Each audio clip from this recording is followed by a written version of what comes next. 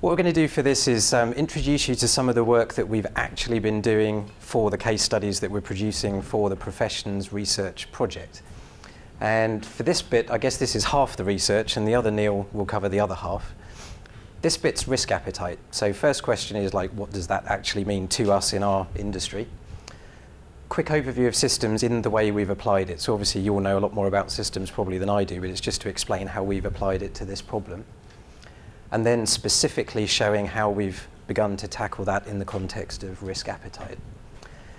So for us, I guess the intuitive interpretation of risk appetite is, if we look forwards, what types of risk are we prepared to take in pursuing our strategic goals, and how much of them? And then practically, we usually translate that down a layer, which says, which risks are we prepared to accept in seeking our goals, and how certain do we need to be about meeting those goals? And usually that then translates into something like balance sheet power or earnings volatility, something like that. So typically you'll see statements like this, mostly because the same consultants are running around the market telling people that's what they should say. But these are the sorts of things we're seeing. In normal conditions, so i.e. in the conditions that I expected when I wrote my business plan, I would like to have a balance sheet which is a certain strength, and we would call that solvency in financial services. And then following a 1 in something year event, I'd like to be at least a certain level of strength. So that could be expressed in terms of ratings or just a size of balance sheet. Similar sort of things for earnings and profits. So how volatile would I like my earnings to be, my return to my shareholders or capital providers? And sometimes we're beginning to see some of the slightly softer ones, reputational type risk. We want customers to feel at least this good about what we're doing, or society should think at least this about us. Now, the fact that we've got a little bit of hard and soft there perhaps gives you a clue as to why we needed something quite different in tackling this problem than some of the other approaches people have taken to risk appetite.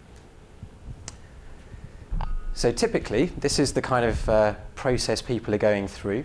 They've got a top-level appetite, which is something about the business plan and how certain we need to be about achieving it. But then we need to break that down into a series of things which are going to help us deliver that plan. So it could be different types of risk characteristics. At the bottom, we're getting all the way down into different business units, different processes, different tasks. And somehow, we've got to constrain all of these to make sure that that one stays within the overall risk appetite. So it's a massive non-linear control problem. Now, the way we've been thinking about this is trying to sort of do a typical kind of systems approach of busting it all the way down to understanding the system. And most risk appetite frameworks currently stop at the event level. So they've done a quick kind of causal analysis to say, well, what things lead to that horrible outcome? And if we could limit those, we're done. And we're saying, well, actually, that doesn't really help, because those things will change based on what's happening underneath in the system. So people kind of lock into one view of the problem and don't allow adaptation.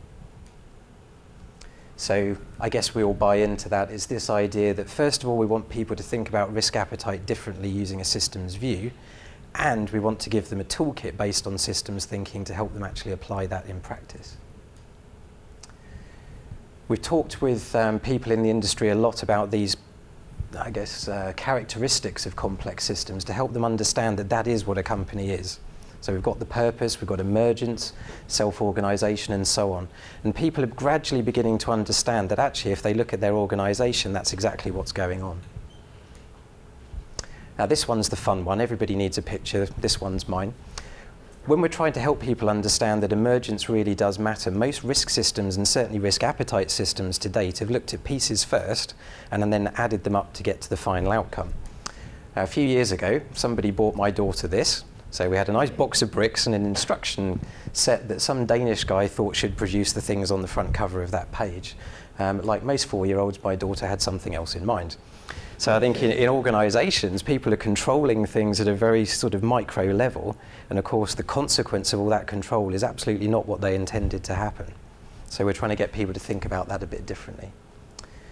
We've also started using some real-world examples just to get them a little bit away from thinking that this is some unique problem. All these kind of non-linear control problems have been thought about elsewhere and solved in very clever ways. So this is one of the sort of analogies we've used, the heating system. Perfect room, no interfaces, etc. Heat in, When you get to a certain temperature, controller turns it off, brilliant, everything's in equilibrium. Shove a person in the room and allow them to open the doors and the windows, all hell breaks loose, things are all very complicated. So we've got the balance of the cost of the heating, we've got the how they actually feel about it, some sort of subjective view about whether 20 degrees is better than 16 and so on.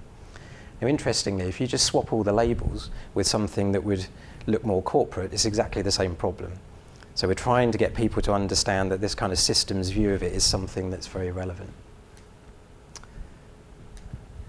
The other piece I think everybody so far has touched on, which I like a lot, and I use these quotes because they're quite old, and it just shows people that actually for years we've known that all the models we're using to understand most complex problems are actually rubbish because you've got people involved. So there's kind of no point using this sort of perfectly rational person who's making all these rational decisions, who's perfectly able to rate risk, when actually we know that the exact opposite is true.